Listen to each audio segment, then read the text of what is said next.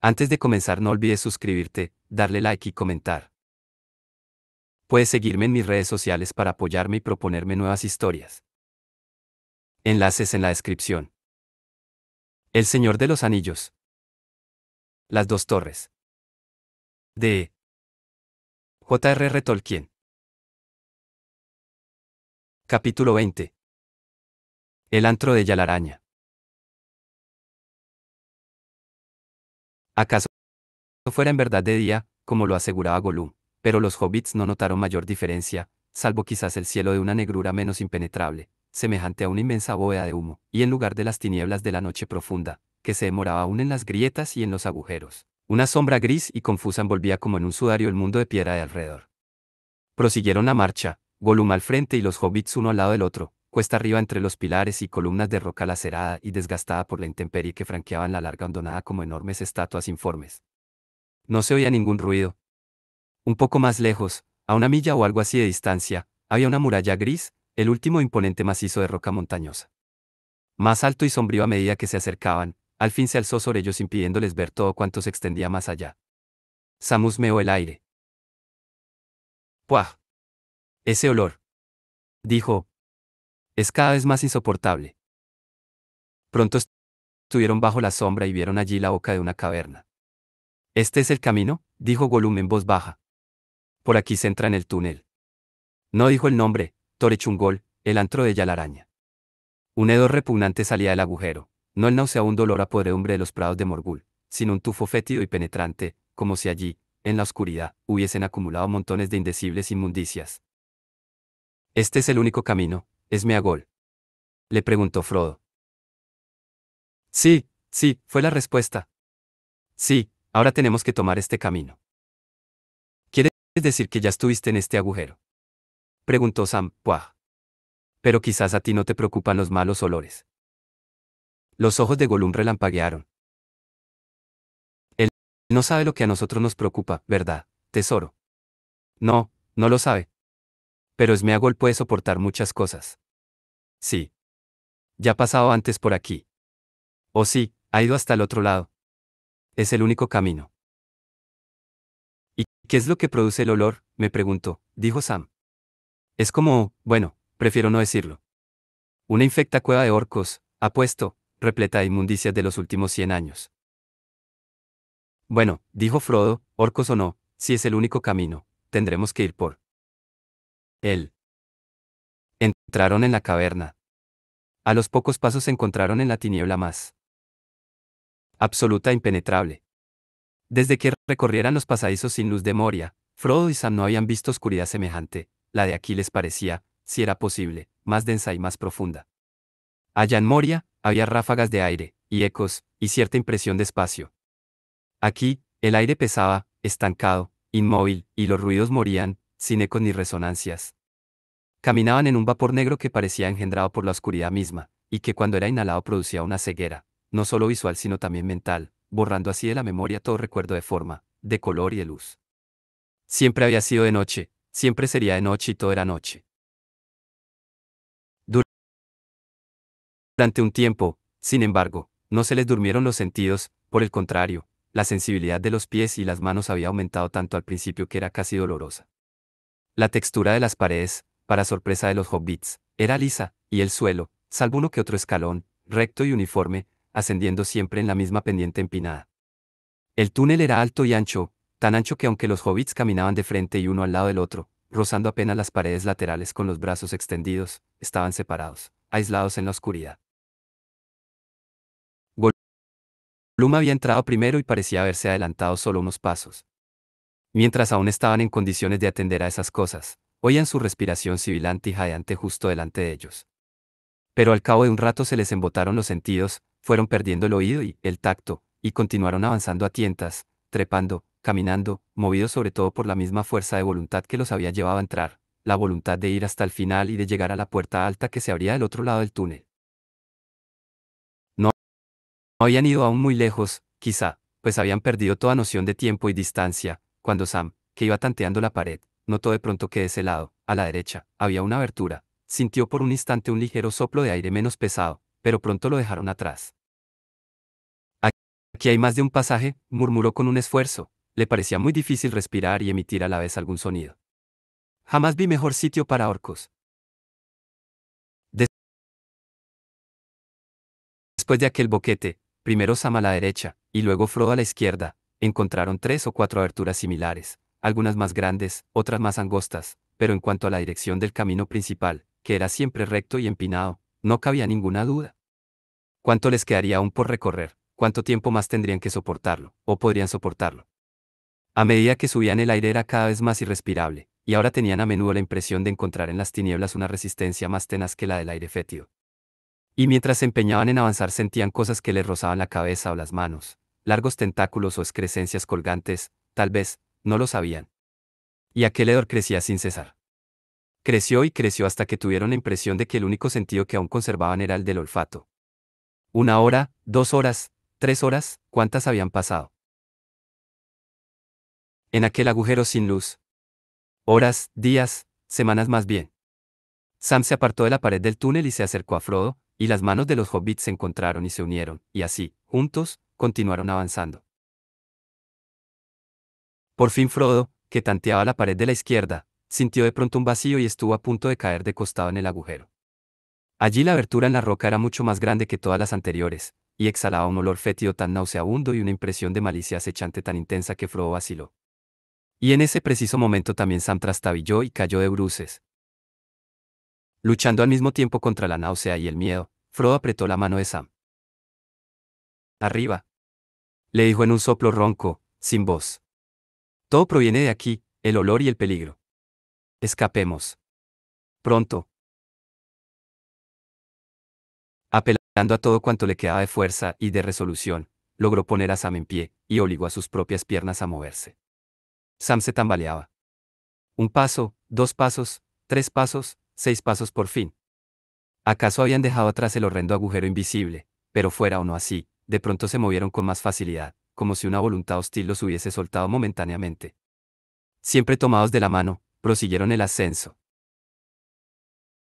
Pero casi enseguida encontraron una nueva dificultad. El túnel se bifurcaba, o parecía bifurcarse, y en la oscuridad no podían ver cuál era el camino más ancho, o el más recto. ¿Cuál tomar, el de la derecha o el de la izquierda? No había nada que pudiese orientarlos, pero una elección equivocada sería sin duda fatal. ¿Qué dirección tomó Gollum? Jadeó Sam. ¿Y por qué no nos esperó? Esmeagol. Dijo Frodo, tratando de gritar. Esmeagol. Pero la voz le sonó como un graznido, y se extinguió no bien le llegó a los labios. No hubo ninguna respuesta, ni un solo eco, ni una vibración del aire. Esta vez se ha marchado de veras, murmuró Sam. Sospecho que este es exactamente el lugar al que quería traernos. Gollum, si alguna vez vuelvo a ponerte las manos encima, te aseguro que las pagarás. Enseguida, tanteando y dando vueltas a ciegas en la oscuridad, descubrieron que la abertura de la izquierda estaba obstruida, o era un agujero ciego, o una gran piedra había caído en el pasadizo. Este no puede ser el camino, susurró Frodo. Para bien o para mal, tendremos que tomar el otro.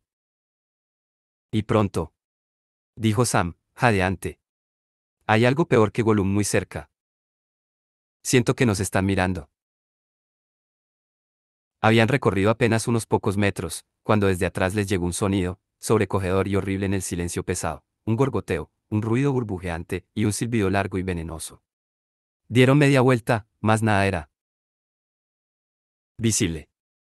Inmóviles, como petrificados, permanecieron allí, los ojos fijos y muy abiertos, en espera de no sabían qué.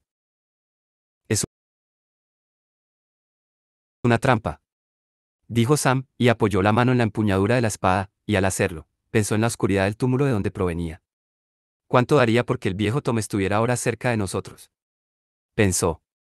Y de pronto, mientras seguía allí de pie, envuelto en las tinieblas, el corazón rebosante de cólera y de negra desesperación, le pareció ver una luz que le iluminaba la mente, al principio casi enceguecedora, como un rayo de sol a los ojos de alguien que ha estado largo tiempo oculto en un foso sin ventanas. Y entonces la luz se transformó en color, verde, oro, plata, blanco. Muy distante, como en una imagen pequeña dibujada por dedos élficos, vio a la dama Galadriel de pie en la yerba del Orien, las manos cargadas de regalos. Y para ti, portador del anillo, le oyó decir con una voz remota pero clara, para ti he preparado esto. El burbujeo sibilante se acercó, y hubo un crujido como si una cosa grande y articulado se moviese con lenta determinación en la oscuridad. Un olor fétido la precedía. Amo. Amo.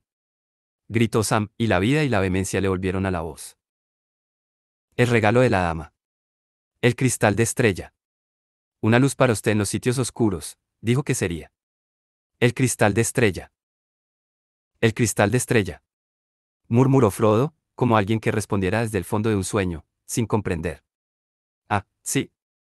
¿Cómo pude olvidarlo? Una luz cuando todas las otras luces se hayan extinguido. Y ahora en verdad solo la luz puede ayudarnos.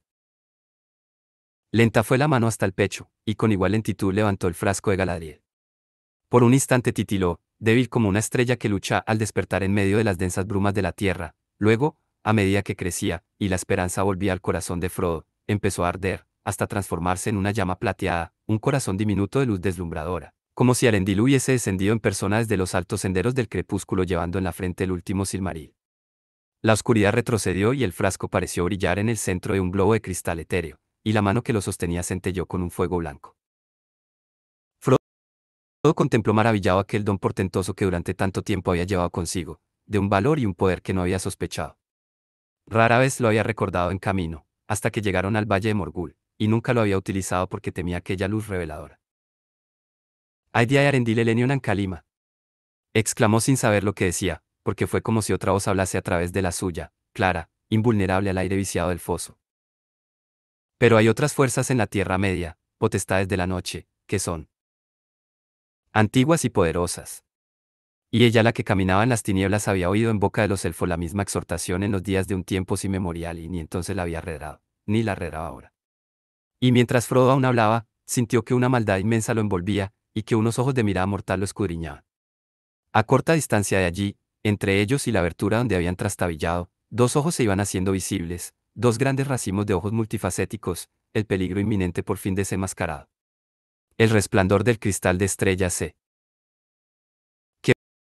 quebró y se refractó en un millar de facetas, pero detrás del centelleo un fuego pálido y mortal empezó a arder cada vez más poderoso, una llama encendida en algún pozo profundo de pensamientos malévolos.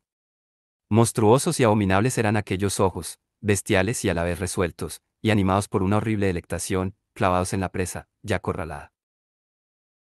Frodo y Sam, aterrorizados, como fascinados por la horrible e implacable mirada de aquellos ojos siniestros, empezaron a retroceder con lentitud, pero mientras ellos retrocedían los ojos avanzaban. La mano de Frodo tembló, y el frasco descendió lentamente.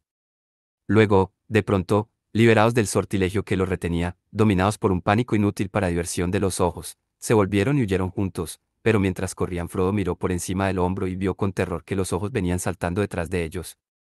El hedor de la muerte lo envolvió como una nube. «Párate. Párate», gritó con voz desesperada. «Es inútil correr». Los ojos se acercaban lentamente. Galadriel llamó, y apelando a todas sus fuerzas levantó el frasco una vez más. Los ojos se detuvieron.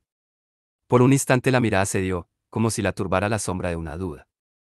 Y entonces a Frodo se le inflamó el corazón dentro del pecho, y sin pensar en lo que hacía, fuera locura, desesperación o coraje, tomó el frasco en la mano izquierda, y con la derecha desenvainó la espada. Dardo relampagueó, y la afilada hoja élfica centelló en la luz plateada, y una llama azul tembló en el filo. Entonces, la estrella en alto y esgrimiendo la espada reluciente, Frodo, hobbit de la comarca, se encaminó con firmeza al encuentro de los ojos.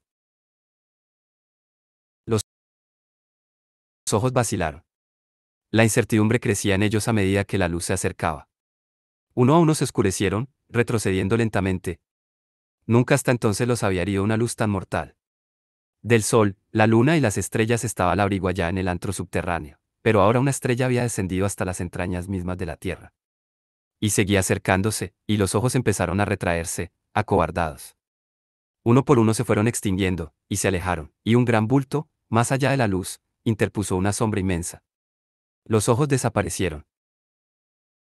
«Señor, señor», gritó Sam. Estaba detrás de Frodo, también el espada en mano. «Estrellas y gloria. Estoy seguro de que los elfos compondrían una canción. Si algún día oyeran esta hazaña». Ojalá viva yo el tiempo suficiente para contarla y oírlos cantar. Pero no siga adelante, señor. No baje a ese antro. No tendremos otra oportunidad. Salgamos enseguida de este agujero infecto. Y así volvieron sobre sus pasos, al principio caminando y luego corriendo, pues a medida que avanzaban el suelo del túnel se elevaba en una cuesta cada vez más empinada y cada paso los alejaba del hedor del antro invisible, y las fuerzas les volvían al corazón y los miembros. Pero el odio de la vigía los perseguía aún, cegada acaso momentáneamente, pero invicta y ávida de muerte. En aquel momento una ráfaga de aire, fresco y ligero, les salió al encuentro. La boca, el extremo del túnel estaba por fin ante ellos. Jadeando, deseando salir al fin al aire libre, se precipitaron hacia adelante, y allí, desconcertados, tropezaron y cayeron hacia atrás. La salida estaba bloqueada por una barrera, pero no de piedra, blanda y más bien elástica, al parecer, y al mismo tiempo resistente e impenetrable. A través de ella se filtraba el aire, pero ningún rayo de luz. Una vez más se abalanzaron y fueron rechazados.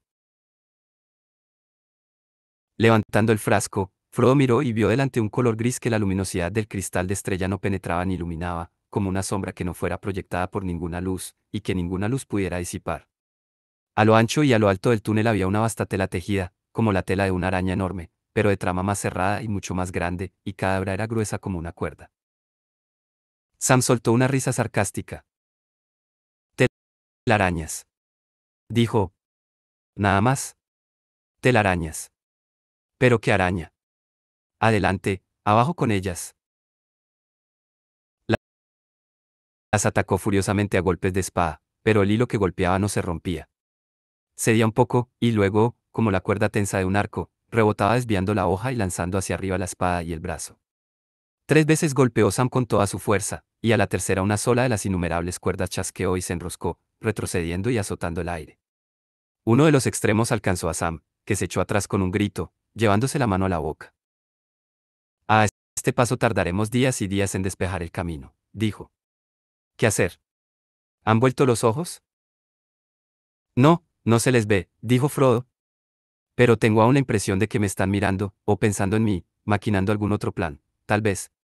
Si esta luz menguase, o fallara, no tardarían en reaparecer. Atrapados justo al final. Dijo Sam con amargura. Y otra vez, por encima del cansancio y la desesperación, lo dominó la cólera. Moscardones atrapados en una telaraña. Que la maldición de Faramir caiga sobre Gollum, y cuanto antes. Nada ganaríamos con eso ahora, dijo Frodo. Bien. Veamos qué puede hacer Dardo. Es una hoja élfica. También en las hondonadas oscuras de Beleriand donde fue forjada había telarañas horripilantes. Pero tú tendrás que estar alerta y mantener los ojos a raya. Ven, toma el cristal de estrella. No tengas miedo. Levántalo y vigila. Frodo se aproximó entonces a la gran red gris, y lanzándole una violenta estocada, corrió rápidamente el filo a través de un apretado nudo de cuerdas, mientras saltaba deprisa hacia atrás.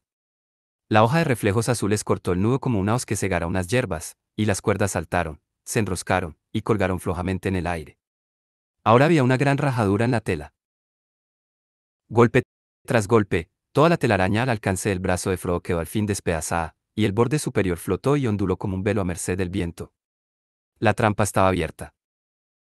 Vamos, ya. Gritó Frodo. Adelante. Adelante. Una alegría frenética por haber podido escapar de las fauces mismas de la desesperación se apoderó de pronto de él. La cabeza le daba vueltas como si hubiera tomado un vino fuerte. Saltó afuera, con un grito. Luego de haber pasado por el antro de la noche, aquella tierra en sombras le pareció luminosa. Las grandes humaredas se habían elevado, y eran menos espesas, y las últimas horas de un día sombrío estaban pasando. El rojo incandescente de Mordor se había apagado en una lobreguez melancólica. Pero Frodo tenía la impresión de estar contemplando el amanecer de una esperanza repentina. Había llegado casi a la cresta del murallón. Faltaba poco ahora. El desfiladero, Cirith Ungol, ya se abría delante de él, una hendidura sombría en la cresta negra, franqueada a ambos lados por los cuernos de la roca, cada vez más oscuros contra el cielo. Una carrera corta, una carrera rápida, y ya estaría del otro lado. El paso. Sam. Gritó, sin preocuparse por la estridencia de su voz, que libre de la atmósfera sofocante del túnel resonaba ahora vibrante y fogosa. El paso. Corre, corre, y llegaremos al otro lado, antes que nadie pueda detenernos. Sam corrió detrás de él, tan rápido como se lo permitían las piernas. No obstante la alegría de encontrarse en libertad, se sentía inquieto mientras corría, y miraba atrás, a la sombría arcada del túnel, temiendo ver aparecer allí los ojos, o alguna forma monstruosa e inimaginable que se acercara a los saltos. Él y su amo poco conocían de las astucias y ardidez de ella la araña. Muy numerosas eran las salidas de esta madriguera. Allí tenía su morada, desde tiempos inmemoriales, una criatura maligna de cuerpo de araña, la misma que en los días antiguos habitara en el país de los elfos, en el oeste que está ahora sumergido bajo el mar, la misma que Beren combatiera en Doriath en las montañas del terror, y que en ese entonces, en un remoto plenilunio, había venido a Lúthien sobre la hierba verde y entre las cicutas. ¿De qué modo había llegado hasta allí ella la araña, huyendo de la ruina? No lo cuenta ninguna historia, pues son pocos los relatos de los años oscuros que han llegado hasta nosotros. Pero allí seguía, ella que había ido allí antes que Sauron y aún antes que la primera piedra de Barad-dûr, y que a nadie servía sino a sí misma, bebiendo la sangre de los elfos y de los hombres, entumecida y obesa, rumiando siempre algún festín, tejiendo telas de sombra, pues todas las cosas vivas eran alimento para ella, y ella vomitaba oscuridad. Los retoños, bastardos de compañeros miserables de su propia progenie, que ya destinaba a morir, se esparcían por doquier de valle en valle, desde la Sepelduat hasta las colinas del este, y hasta el Dol Guldur y las fortalezas del Bosque Negro. Pero ninguno podía rivalizar con ella la araña la grande, última hija de Ungoliant para tormento del desdichado mundo. Años atrás la había visto Gollum, el esmeagol que fisgoneaba en todos los agujeros oscuros, y en otros tiempos se había prosternado ante ella y la había venerado, y las tinieblas de la voluntad maléfica de ella la araña habían penetrado en la fatiga de Gollum, alejándolo de toda luz y todo remordimiento. Y Gollum le había prometido traerle comida. Pero los apetitos de ella la araña no eran semejantes a los de Gollum. Poco sabía ella de torres, o de anillos o de cualquier otra cosa creada por la mente o la mano, y poco le preocupaban a ella que solo deseaba la muerte de todos, corporal y mental, y para sí misma una hartura de vida, sola, hinchada hasta que las montañas ya no pudieran sostenerla y la oscuridad ya no pudiera contenerla. Pero ese deseo tardaba en cumplirse, y ahora encerrada en el antro oscuro. Hacía mucho tiempo que estaba hambrienta, y mientras tanto el poder de Sauron se acrecentaba y la luz y los seres vivientes abandonaban las fronteras del reino, y la ciudad del valle había muerto y ningún elfo ni hombre se acercaban jamás, solo los infelices orcos. Alimento pobre, y cauto por añadidura. Pero ella necesitaba comer, y por más que se empezasen a encavar nuevos y sinuosos pasadizos desde la garganta y desde la torre, ella siempre encontraba alguna forma de atraparlos. Esta vez, sin embargo, le apetecía una carne más delicada. Y Gollum se la había traído. Veremos, veremos, se decía Gollum, cuando predominaba en él el humor maligno, mientras recorría el peligroso camino que descendía de Minmuil al valle de Morgul, veremos. Puede ser, o sí, puede ser que cuando ya tire los huesos y las ropas vacías, lo encontremos, y entonces lo tendremos, el tesoro, una recompensa para el pobre Smeagol, que le trae buena comida. Y salvaremos el tesoro, como prometimos. O sí. Y cuando lo tengamos a salvo, ella lo sabrá, o sí, y entonces ajustaremos cuentas con ella, o sí mi tesoro.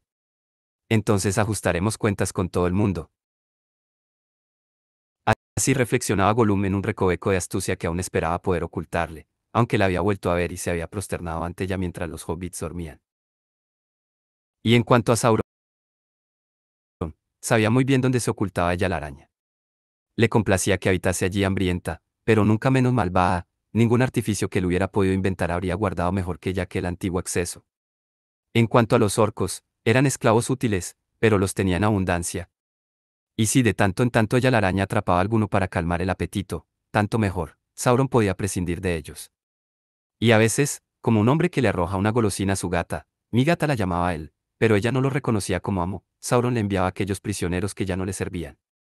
Los hacía llevar a la guarida de ella, la araña, y luego exigía que le describieran el espectáculo. Así vivían uno y otro, deleitándose con cada nueva artimaña que inventaban, sin temer ataques, ni iras, ni el fin de aquellas maldades. Jamás una mosca había escapado de las redes de ella la araña, y jamás había estado tan furiosa y tan hambrienta. Pero nada sabía el pobre Sam de todo ese mal que habían desencadenado contra ellos, salvo que sentía crecer en él un terror, una amenaza indescriptible, y esta carga se le hizo pronto tan pesada que casi le impedía correr, y sentía los pies como si fuesen de plomo. El miedo lo cercaba, y allá adelante, en el paso, estaban los enemigos, a cuyo encuentro Frodo corría ahora, imprudentemente, en un arranque de frenética alegría. Apartando los ojos de las sombras de atrás y de la profunda oscuridad al pie del risco a la izquierda, miró hacia adelante y vio dos cosas que lo asustaron todavía más. Vio que la espada de Frodo centelleaba todavía con una llama azul, y vio que si bien el cielo por detrás de las torres estaba ahora en sombras, el resplandor rojizo ardía aún en la ventana. Orcos, murmuró entre dientes. Con precipitarnos no ganaremos nada. Hay orcos en todas partes, y cosas peores que orcos. Luego, volviendo con presteza a la larga costumbre de estar siempre ocultando algo, cerró la mano alrededor del frasco que aún llevaba consigo. Roja con su propia sangre le brilló un instante la mano, y enseguida guardó la luz reveladora en lo más profundo de un bolsillo, cerca del pecho, y se envolvió en la capa élfica. Luego procuró acelerar el paso. Frodo estaba cada vez más lejos, ya le llevaba unos 20 pasos largos, y se deslizaba, veloz como una sombra, pronto lo habría perdido de vista en ese mundo gris. Apenas hubo escondido Sam la luz del cristal de estrella, ella la araña reapareció. Un poco más adelante y a la izquierda Sam vio de pronto, saliendo de un negro agujero de sombras al pie del risco, la forma más abominable que había contemplado jamás, más horrible que el horror de una pesadilla. En realidad se parecía a una araña, pero era más grande que una bestia de presa, y un malvado designio reflejado en los ojos despiadados la hacía más terrible. Aquellos mismos ojos que Sam creía apagados y vencidos, allí estaban de nuevo, y relucían con un brillo feroz, arracimados en la cabeza que se proyectaba hacia adelante. Tenía grandes cuernos, y detrás del cuello corto semejante a un fuste, seguía el cuerpo enorme hinchado, un saco tumefacto e inmenso que colgaba oscilante entre las patas. La gran mole del cuerpo era negra, manchada con marcas lívidas, pero la parte inferior del abdomen era pálida y fosforescente, y exhalaba un olor nauseabundo. Las patas de coyunturas nudosas y protuberantes se replegaban muy por encima de la espalda, los pelos erizados parecían púas de acero, y cada pata terminaba en una garra.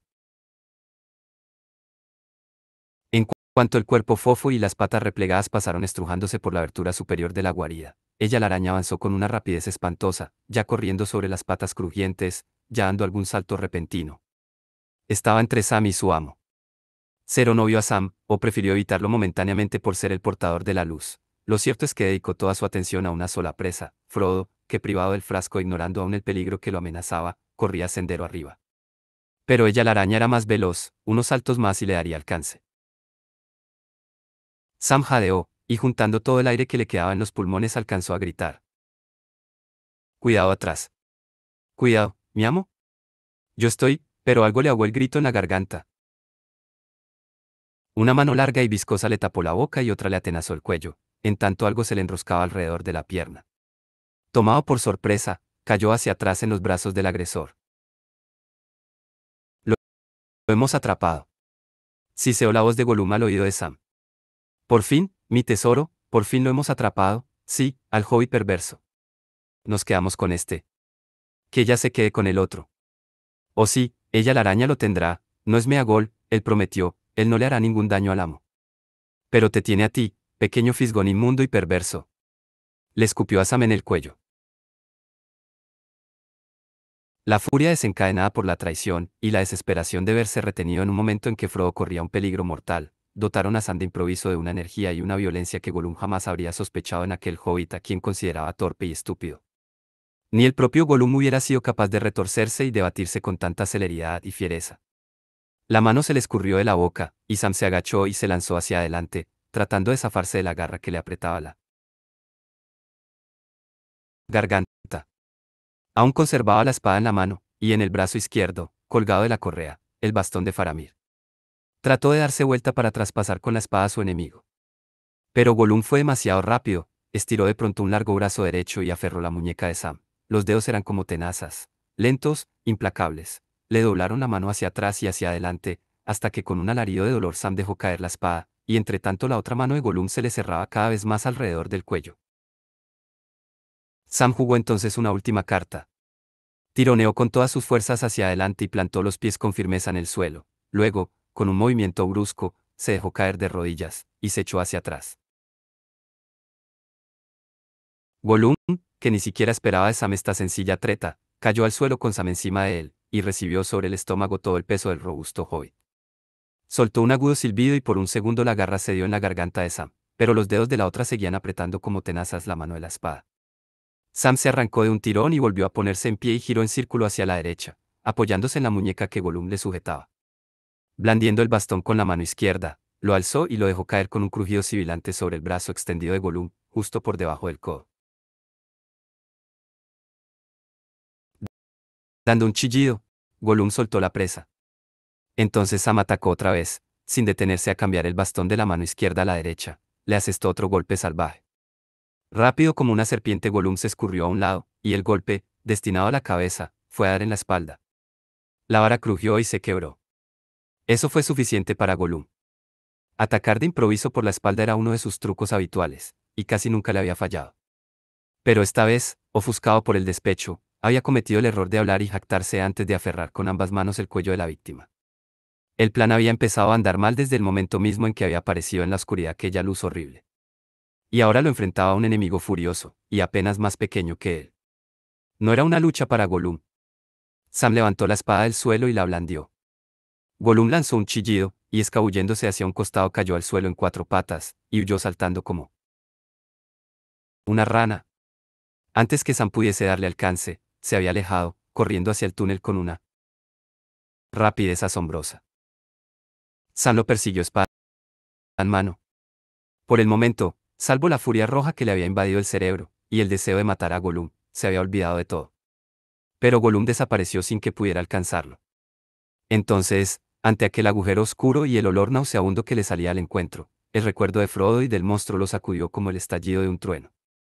Dio media vuelta y en una enloquecida carrera se precipitó hacia el sendero, gritando sin cesar el nombre de su amo. Era quizá demasiado tarde. Hasta ese momento el plan de Gollum había tenido éxito.